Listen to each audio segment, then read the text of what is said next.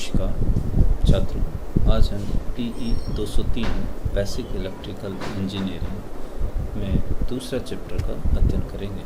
अभी तक हमने पहला चैप्टर DC सर्किट पढ़ा था। दूसरा जो चैप्टर है वो कैपेसिटेंस से संबंधित है, उसका नाम है कैपेसिटेंस। इसके जो कोर्स में है पॉइंट्स वो एक बार हम सरसरी दृष्टि से देख लेते हैं। पहला कैपेसिटर क्या होता है, किस तरह के होते हैं, काम क्या होता है, ये सब हमें इसमें स्टडी करनी है। दूसरा capacitance of an isolated sphere, एक अलगकारी गोला है, आइसोलेट स्फीयर बोलते हैं इसको, इसका कैपेसिटेंस का वैल्यू हमें निकालनी है। फिर पैरेलल प्लेट कैपेसिटर है, समानांतर प्लेट संधारित्र, कैपेसिटर को हिंदी में संधारित्र भी कहा जाता है। आगे इसके स्पेशल केसेस जो विशिष्ट केस बनते हैं पैरेलल प्लेट कैपेसिटर में, उनकी स्टडी करनी है। फिर है सिलेंड्रिकल कैपेसिटर, बेलनाकार संधारित्र। फिर कैपेसिटर का संयोजन आएगा, सीरीज और पैरेलल, श्रेणी क्रम और समानांतर क्रम में संयोजन है। अगला है इसमें कैपेसिटर विद कंपाउंड डाइलेक्ट्रिक, एक से ज़्यादा डाइलेक्ट्रिक कैपेसिटर में डाले जाएं तो कैपेसिटेंस कैसे प्रभावित होता है, ये हम इसमें स्टडी करेंगे। एनर्जी स्टोर्ड इन कैपेसिटर, ऊर्जा कैसे संचित होती है और उसका सूत्र क्या होता है। फिर कैपेसिटर का चार्जिंग और डिस्चार्जिंग कैसे रहते हैं, आवेशन कैसे करते हैं, निरावेशन कैसे किया जाता है, समय स्थिरांक रहता है, इसमें टाइम कांस्टेंट रहता है, इसके बारे में भी हमें देखना है इसमें। और फिर जो विद्युत एप्लीकेशंस हैं, इलेक्ट्रिकल फील्ड की जो एप्लीकेशंस हैं, उसमें कौन कौन से अलग अलग टाइप के कैपेसिटर काम में आते हैं, इन सबको हमें पढ़ना है या इनकी स्टडी करनी है। तो ये कंप्लीट जो सेकंड चैप्टर कैपेसिटेंस, उसकी आउटलाइन है। पहला हम देखते हैं कैपेसिटर। बेसिकली जो कैपेसिटर है उसमें दो चालक सतह होती है या टू कंडक्टिंग सरफेस होती है, और ये दोनों सरफेस है वो एक इंसुलेटिंग मीडियम जिसमें करंट पास नहीं हो सकती, जिसको हम डाइलेक्ट्रिक कहते हैं, उसके द्वारा ये सेपरेट की हुई रहती है। तो कैपेसिटर की जो कंस्ट्रक्शन है उसमें हमें दो सरफेस चाहिए, कंडक्टिंग सरफेस चाहिए, और उन दोनों सरफेस को सेपरेट करने के लिए एक मीडियम चाहिए जिससे हम डाइलेक्ट्रिक कहते हैं। जो कंडक्टिंग सरफेस है, चालक की सतह है, वो अलग अलग रूप में हो सकती है, जैसे गोली हो सकती है, सर्कुलर हो सकती है, या आयताकार हो सकती है, रेक्टेंगुलर हो सकती है, या गोले के रूप में हो सकती है, इसको स्फेरिकल बोलते हैं, या बेलन की आकार की हो सकती है, इसको सिलेंड्रिकल शेप बोलते हैं। तो जो कंडक्टिंग सरफेस है, चालक की सतह है, वो किस फॉर्म की है, प्लेट में है, पैरेलल एक दूसरे के समांतर क्रम में, या गोले के रूप में, या बेलन के रूप में, उसके अनुसार ये अलग अलग तरह के कैपेसिटर कहलाते हैं। जो कैपेसिटर है इसको संधारित्र कहते हैं हिंदी में। इसका जो बेसिक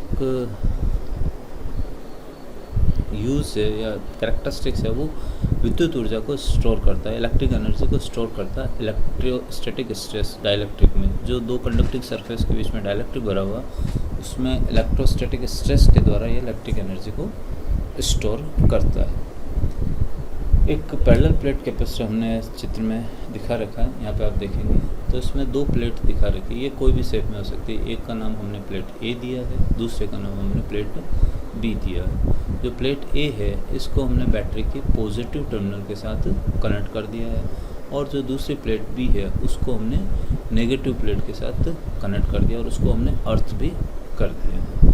तो ये प्लेट कोई भी फॉर्म में हो सकती है, जैसे सर्कुलर हो सकती है, रेक्टेंगुलर हो सकती है, या प्लेट नहीं होके स्फेयर या सिलेंडर भी हो सकते हैं। It is experimentally found that in the presence of an earth plate B, यहाँ पे प्लेट बी उसको हमने अर्थ किया हुआ, तो प्लेट बी को अगर हम अर्थ करें तो जो दूसरी प्लेट है ए, ये ज़्यादा चार्ज को होल्ड कर सकती है बनस्पत जब इसको बी को अर्थ नहीं किया हुआ। कहने का मतलब है कि बी अगर अर्थ की हुई है, एक प्लेट अर्थ की हुई है, तो दूसरी प्लेट पे ज़्यादा चार्ज आ सकता है। अगर नहीं करेंगे तो इस पर जो चार्ज आएगा वो कम रहेगा। ये जो कैपेसिटर बना हुआ है, इसको जब हम बैटरी के साथ कनेक्ट कर देंगे तो मोमेंटली इलेक्ट्रॉन से वो फ्लो होंगे ए से बी की तरफ, ए प्लेट से बी की तरफ, क्योंकि जो इलेक्ट्रॉन उनका चार्ज नेगेटिव होता है, तो ए प्लेट से इलेक्ट्रॉन्स विड्रॉ हो रहे हैं, निकल रहे हैं, इसका मतलब कि उसका जो चार्ज है वो पॉजिटिव हो जाएगा, क्योंकि इलेक्ट्रॉन की कमी हो गई। इलेक्ट्रॉन की कमी मीन्स पॉजिटिव चार्ज, और क्योंकि ये जो इलेक्ट्रॉन्स है वो बी प्लेट पे आके इकट्ठे हो गए, तो ये प्लेट है, इस पर इलेक्ट्रॉन की अधिकता हो जाएगी, तो ये बी जो प्लेट है वो नेगेटिव हो जाएगी। जैसे आप बैटरी कनेक्ट करेंगे तो इलेक्ट्रॉन का जो मोमेंटरी फ्लो होगा ए से निकलेंगे और बी तक पहुंचेंगे, क्योंकि ए से निकल चुके हैं इलेक्ट्रॉन तो ये पॉजिटिव चार्ज हो गया और बी पे पहुंच चुके हैं, अधिकता हो गई वहाँ पे, तो बी है वो नेगेटिव प्लेट हो गई है। अतः जो दोनों प्लेट है ए और बी उनके बीच में एक विभवांतर हो जाएगा, क्योंकि प्लेट ए है वो पॉजिटिव चार्ज हो गई और प्लेट बी वो नेगेटिव चार्ज हो गई, तो इन दोनों प्लेटों के मध्य वो विभवांतर आ जाएगा, पोटेंशियल डिफरेंस आ जाएगा। जो फ्लो होता है इलेक्ट्रॉन्स का उसी के कारण इसमें जो करंट फ्लो होती है उसको हम चार्जिंग करंट कहते हैं। जो चार्जिंग करंट की स्ट्रेंथ है वो शुरू में अधिकतम रहती है जब दोनों प्लेट अनचार्ज होती है, कोई भी चार्ज नहीं दोनों प्लेटों के ऊपर, जो करंट फ्लो होगी वो अधिकतम रहती है और धीरे धीरे ये वैल्यू कम होती रहती है। और फाइनली जब ये पोटेंशियल जो डिफरेंस है प्लेट के बीच में बढ़ता जा रहा, वो बैटरी के वोल्टेज के बराबर आ जाएगा और उसके विपरीत दिशा में आ जाएगा, तो जो फ्लो होने वाली करंट है वो जीरो हो जाएगी, बंद हो जाएगी। तो जैसे ही हम बैटरी कनेक्ट करेंगे तो बहुत ज़्यादा अमाउंट में करंट फ्लो होगी, फिर उसकी वैल्यू धीरे धीरे कम होती रहेगी, क्योंकि और चार्ज इकट्ठा होगा तो जो ऑलरेडी पहले से चार्ज है वो उसका विरोध करता है। तो इनिशियली जो चार्जिंग करंट उसका मान ज़्यादा होगा और धीरे धीरे ये कम होता जाएगा और कुछ टाइम बाद ये पूरा का पूरा ज़ीरो हो जाएगा जब कैपेसिटर है वो चार्ज हो जाएगा बैटरी के वोल्टेज के बराबर। उस समय इसकी वैल्यू चार्जिंग जो करंट उसकी वैल्यू ज़ीरो हो जाती है। जो कैपेसिटर की प्रॉपर्टी इलेक्ट्रिसिटी को स्टोर करना, उसी के कारण इसको कैपेसिटेंस कहते हैं। The property of a capacitor to store electricity is called its capacitance. जो इसकी प्रॉपर्टी है उसको, कैपेसिटर तो डिवाइस हो गया और जो इसकी प्रॉपर्टी है वो कहलाती है कैपेसिटेंस। तो कैपेसिटेंस को डिफाइन किया जाता है जैसे हमने रेजिस्टेंस को पिछले चैप्टर में डिफाइन किया था, ऐसे कैसे कैपेसिटेंस भी डिफाइन किया जाता है। ये कहलाती है capacitance the amount of charge required to create a unit potential difference between its plate. पिछले चित्र में हमने एक कैपेसिटर देखा था जिसमें दो प्लेटें थी ए और बी, इनके बीच में पोटेंशियल डिफरेंस आया था। तो जो कैपेसिटेंस है उस कैपेसिटर का कहलाएगा कि दोनों प्लेटों के बीच में यूनिट पोटेंशियल डिफरेंस, इकाई विभवांतर उत्पन्न करने के लिए कितने चार्ज की ज़रूरत है, वो जो चार्ज है वो उसका कैपेसिटेंस कहलाता है। तो दो प्लेटों के मध्य 1 वोल्ट का विभवांतर उत्पन्न करने के लिए जितने आवेश की आवश्यकता होगी वो आवेश उसका कैपेसिटेंस कहलाता है। संगार जो धारिता, कैपेसिटेंस को हिंदी में धारिता बोलते हैं, तो धारिता कहलाएगा।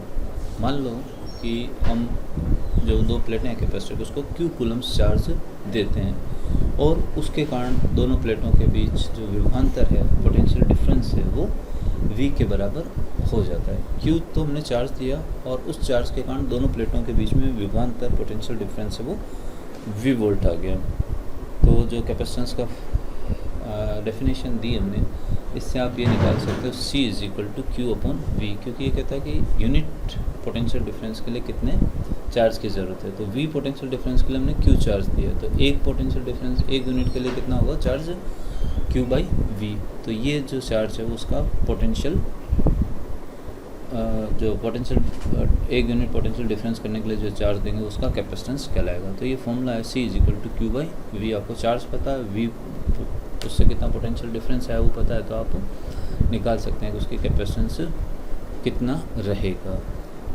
ठीक है, ये पहले बता चुके हैं। Capacitance is the charge required per unit potential difference. इकाई विभवांतर के लिए उत्पन्न करने के लिए जितने चार्ज की ज़रूरत होगी वो उसका कैपेसिटेंस कहलाता है। जो कैपेसिटेंस है उसकी यूनिट इससे निकालें Q/V। Q चार्ज है उसकी यूनिट कूलम होती है, V पोटेंशियल डिफरेंस है उसकी यूनिट वोल्ट होती है। तो इससे जो कैपेसिटेंस है उसकी यूनिट आ जाएगी कूलम पर वोल्ट। तो कैपेसिटेंस है उसकी बेसिक यूनिट क्या हुई, कूलम पर वोल्ट। लेकिन जो एक साइंटिस्ट थे माइकल फैराडे, उनके ऑनर में इस यूनिट का नाम दिया गया फैराड।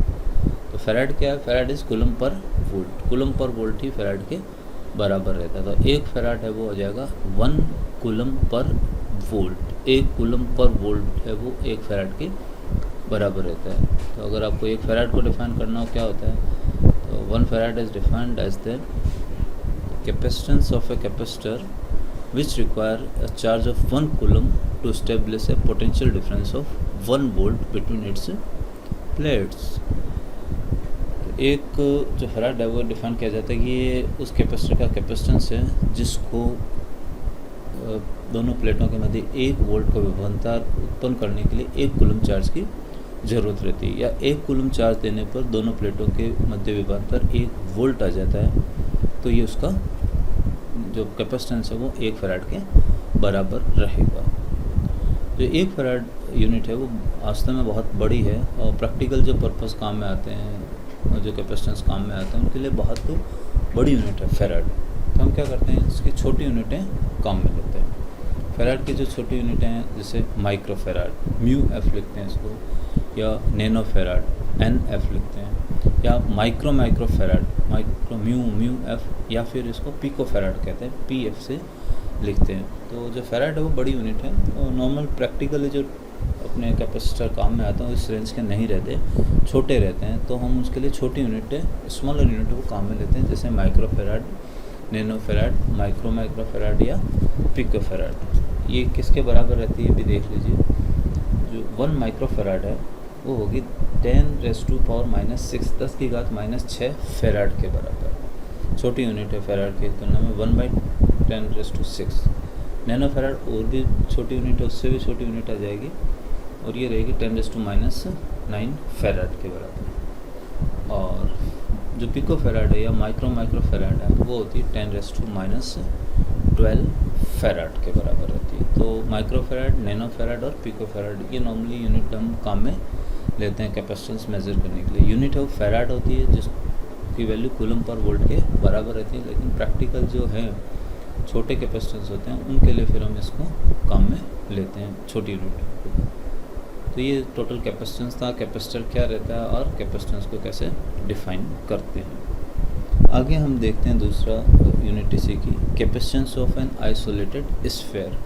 एक विलगकारी गोले, पृथककारी गोले का कैपेसिटेंस कितना रहेगा, तो सी की वैल्यू आपको उसमें निकालनी होती है। विलगकारी क्या रहता है, आइसोलेटेड क्या रहता है, एक ऐसा स्फीयर कंसिडर करते हैं जिसके आसपास कोई चार्ज नहीं है, या ये समझें कि वो अर्थ है वो 0 पोटेंशियल पे रहती है, भूमि है वो 0 पोटेंशियल पे है, और जो गोला है वो वहाँ से इनफाइनाइट डिस्टेंस के ऊपर, अनंत दूरी के ऊपर है। इस पर आसपास कोई दूसरा नहीं है जिसका इस पर चार्ज का किसी भी तरह का या जो क्षेत्र है उसका प्रभाव इसके ऊपर रहता है। तो हम एक चार्ज स्फीयर कंसिडर करते हैं, गोला, आवेशित गोला कंसिडर करते हैं जिसकी जो त्रिज्या है, रेडियस है वो r मीटर के बराबर है, और उस पर जो चार्ज दिया हुआ है या चार्ज जो होल्ड करता है वो q कूलम है, और आसपास जो मीडियम है उसकी परमिटिविटी एप्सिलॉन r के बराबर है। जो अर्थ है वो उससे इनफाइनाइट डिस्टेंस के ऊपर है जिसका पोटेंशियल 0 है। तो ये जो गोला है जिस पे q चार्ज है और उसकी त्रिज्या r मीटर के बराबर है, तो with respect to infinite means earth है वो इनफाइनाइट पे जिसका पोटेंशियल 0 है, तो अर्थ के रेस्पेक्ट में इस गोले का जो विभव रहेगा, पोटेंशियल रहेगा, वो ये रहेगा v = q/4πε0 εr into r।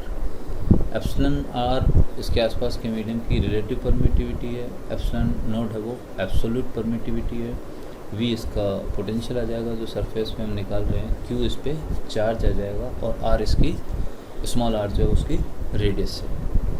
ये पोटेंशियल का डायरेक्ट फॉर्मूला हमने लिखा कि अगर इस पे चार्ज q है, रेडियस r है, और आसपास जो मीडियम उसकी परमिटिविटी एप्सिलॉन r है, तो जो पोटेंशियल रहेगा सरफेस का वो इसके बराबर रहेगा, v = q/4πε0 εr into r के बराबर रहेगा। अब हमें एक्चुअली c निकालना था, कैपेसिटेंस, तो c क्या होता है q/v।